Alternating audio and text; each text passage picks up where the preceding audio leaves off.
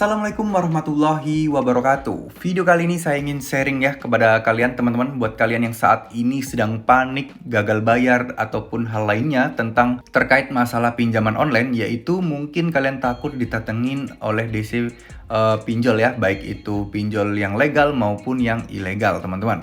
Nah, saat ini saya akan tekankan kepada yang legal karena saya yakin untuk DC yang ilegal itu jarang banget ada DC lapangannya. Jadi di video kali ini saya akan bahas tentang tips bagaimana sih sebenarnya untuk menghadapi debt collector dari pinjaman online. Nah, harapan saya setelah kalian menonton video ini, kalian sudah hilang lagi rasa takut dan khawatir kalian bahwa kalian akan ditatangin debt collector, teman-teman. Nah, sekarang yang perlu kalian lakukan adalah kalian harus terus mempelajari apa itu hukum dari pinjaman online.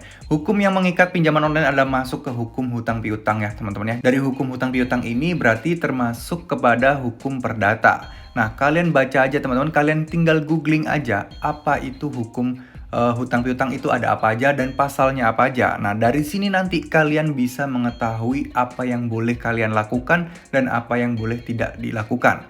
Nah, tentu saja di sini juga menyangkut hak dan kewajiban kalian ya sebagai nasabah ataupun hak dan kewajiban dari DC pinjol yang kalian pinjam. Jadi aplikasi pinjaman online itu tentu harus mengikuti dan taat peraturan yang ada di negara Indonesia terkait hukum hutang piutang.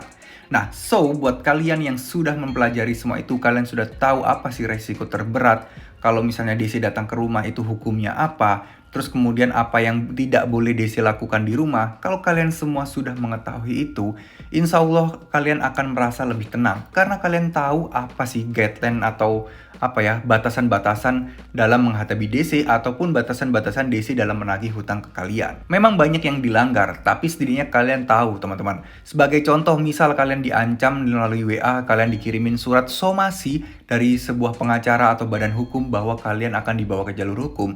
Nah, ini kalau orang nggak tahu itu akan panik teman-teman. Nah, sekarang yang jadi pertanyaan, apakah benar pengacaranya itu sendiri menulis surat ke kalian? Cara kerjanya nggak seperti itu ya teman-teman ya, untuk membuat somasi dan lain sebagainya. Itu hanyalah menakut-nakuti kalian. Saya yakin yang menulis itu adalah DC-nya sendiri yang pura-pura menjadi pengacaranya dan menyuruh kalian untuk membayar dengan mengirimi surat somasi itu. Padahal itu bukan pengacaranya sendiri. Dan jika kalau kalian dibawa ke jalur hukum, kalian kalau sudah mempelajari hukum hutang piutang, ini masuknya kepada perdata di mana nggak ada unsur pidana sama sekali. Jadi ketika kalian pun sampai ke pengadilan teman-teman, di pengadilan itu ketika kalian ditanya kapan bisa bayar utang, kenapa nggak bayar, kalian tinggal jelaskan alasannya bahwa masih belum mampu dan belum ada hutangnya.